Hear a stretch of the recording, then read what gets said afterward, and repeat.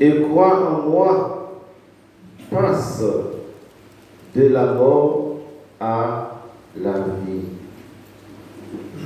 Qui écoute ma parole et croit en moi passe de la mort à la vie. Voici une parole de foi, d'espérance et d'éternité. Hier, nous avions célébré la fête de tous les saints, de tous les élus. Et aujourd'hui, nous faisons mémoire de nos fidèles défunts. Pas seulement mémoire des chrétiens, des chrétiennes, mais mémoire de tous les humains qui ont vécu 5 milliards d'années avant nous sur cette terre. Nous avons tous et toutes un seul et un même Père. Nous sommes tous des créatures de Dieu. Croyants ou pas, catholiques ou pas, nous avons tous un même Père. Et nous sommes liés, comme nous dit le pape François dans son encyclique Laudato Si. Nous formons ce que nous appelons une communion universelle. Et nous sommes invités à vivre de la fraternité. Cette fraternité, cette communion universelle que nous formons, que nous tissons, et même à partir des liens invisibles, ne termine pas avec la mort. Ce lien continue. Qui sont les morts? Quelle définition avez-vous des morts? Les morts sont les vivants d'hier.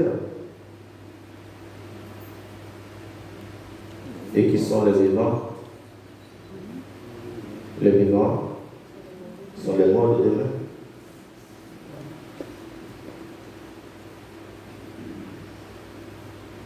Mais la parole de Dieu nous donne une certaine assurance. Nous qui écoutons sa parole et croyons en lui, il nous dit, nous passerons de la mort à la vie. Et cette commémoration que nous faisons aujourd'hui nous fait entrer dans le plein mystère de la vie. Et elle nous fait comprendre que nous ne pouvons pas qualifier nos défunts de disparus.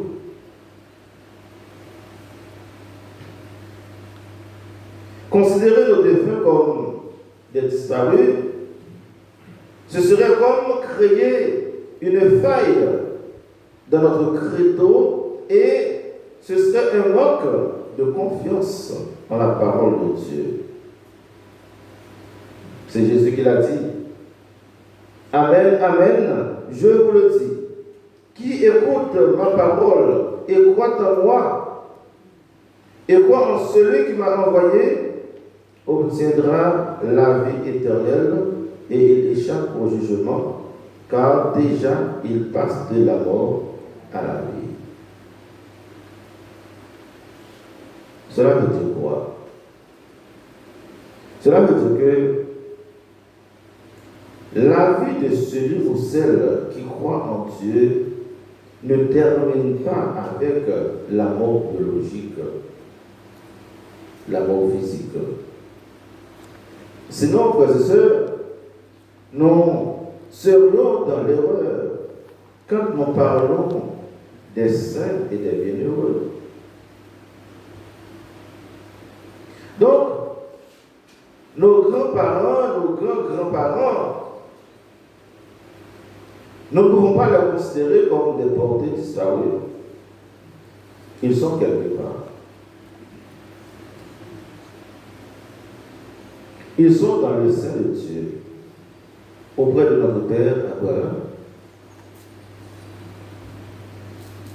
Ils sont dans un lieu bien déterminé. Et nous, les vivants, nous ne pourrons pas les voir avec nos yeux de chair. Parmi nos défunts, il y en a qui ont déjà fait leur traversée, qui sont déjà dans la lumière éternelle.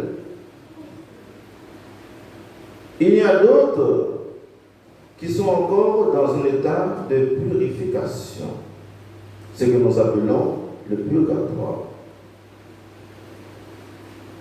On ne peut pas arriver devant Dieu sans être purifié, sans cette purification totale et définitive. D'où l'importance de nos prières pour nos morts, pour nos défunts. Ils ont besoin de nos prières pour les aider à faire cette traversée. C'est Saint Jean Chrysostome qui nous dit, à travers l'Eucharistie que nous célébrons, le prêtre a le pouvoir d'arracher les morts pour les conduire vers le Seigneur, vers Dieu. Quand nous offrons, ou bien quand nous donnons des messes pour nos défunts, chers amis, c'est le plus gros cadeau que nous puissions offrir, donner à nos défunts. À travers nos prières, nous pouvons délivrer l'âme de nos défunts. Nous le croyons. Notre Dieu, dans sa clémence, ne nous donne pas la vie uniquement pour ce monde sensible, ce monde dans lequel nous vivons. Cet univers visible. Il nous la donne pour toujours et pour l'éternité. Un jour, nous aurons à entrer dans cet univers invisible. C'est ce que nous professons. Je crois en un seul Dieu. Continue. Créateur du ciel, de l'univers visible et invisible. Cette vie que Dieu nous donne, ce n'est pas une vie prêtée. C'est une vie qui nous est donnée par le Créateur, par l'auteur de la vie. Jésus l'a dit dans Jean chapitre 10, verset 10. Je suis venu pour que vous ayez la vie et la vie en abondance. Ce n'est pas cette vie, on mange, on boit, ce n'est pas cette vie-là. C'est avoir Dieu en plénitude. Être habité par la Trinité, être habité par l'Esprit Saint. C'est que nous sommes en communion parfaite avec Dieu notre Père.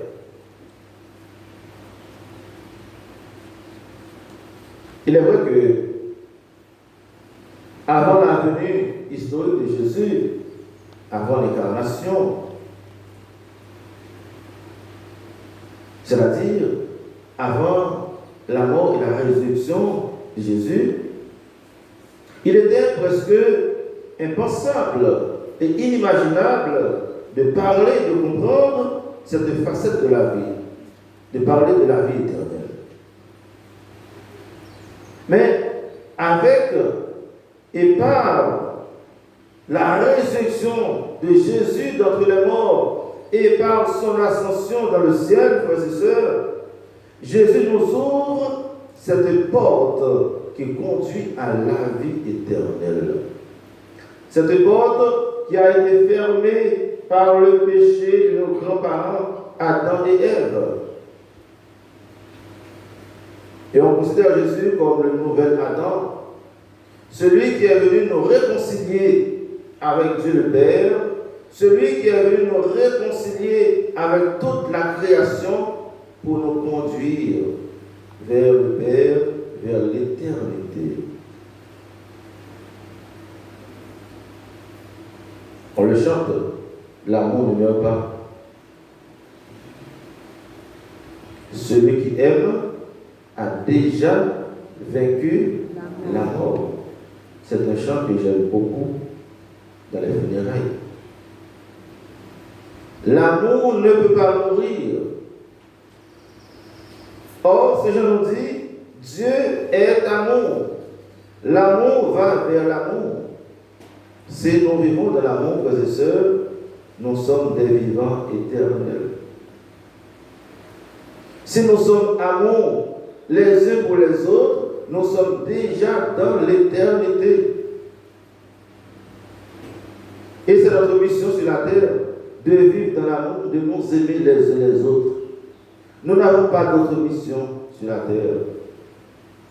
Quelqu'un qui veut aller au ciel doit aimer tout simplement.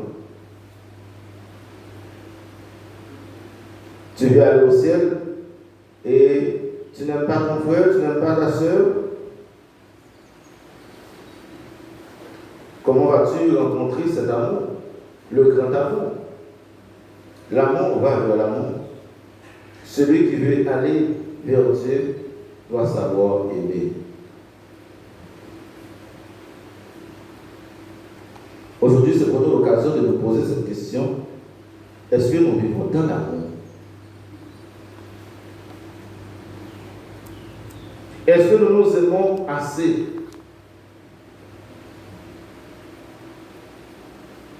Nos grands-parents, nos frères et sœurs qui ont vécu dans l'amour, nous avons cette assurance qu'ils sont avec Dieu.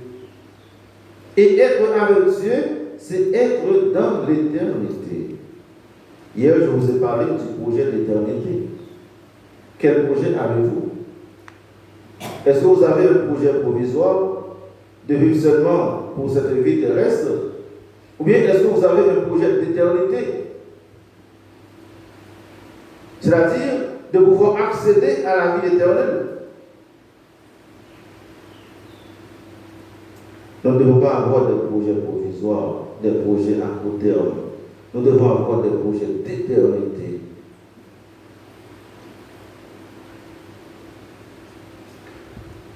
Nos défunts, de leur vivant, tous n'ont pas choisi ce chemin d'éternité. Parce que l'usage de la liberté peut nous obliger à choisir d'autres chemins. Je mets devant vous la vie et la mort. Choisis donc la vie. Dieu nous laisse libres, Dieu nous a créés libres. Est-ce que, frères et sœurs bien-aimés, nous choisissons la vie? Choisir la vie, c'est choisir Dieu. C'est choisir l'éternité.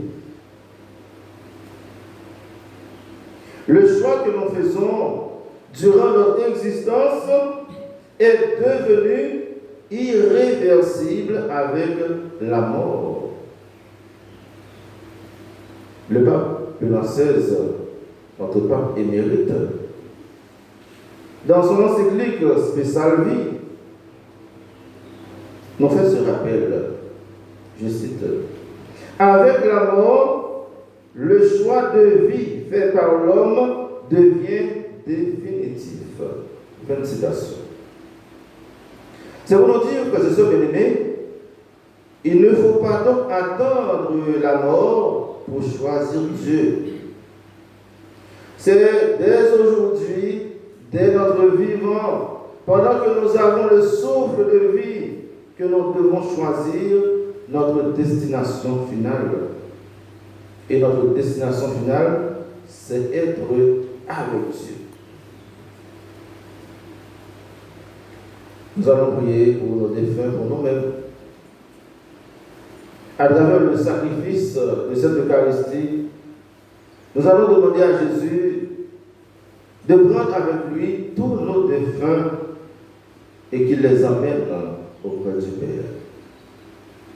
Et nous aussi, Après notre pèlerinage sur cette terre, nous pouvons, avec nos grands-parents, avec le cortège des saints, aller à la rencontre de notre Dieu pour contempler sa face pour le temps et pour l'éternité. Qu'il en soit ainsi, au nom du Père et du Fils et du Saint-Esprit. Amen.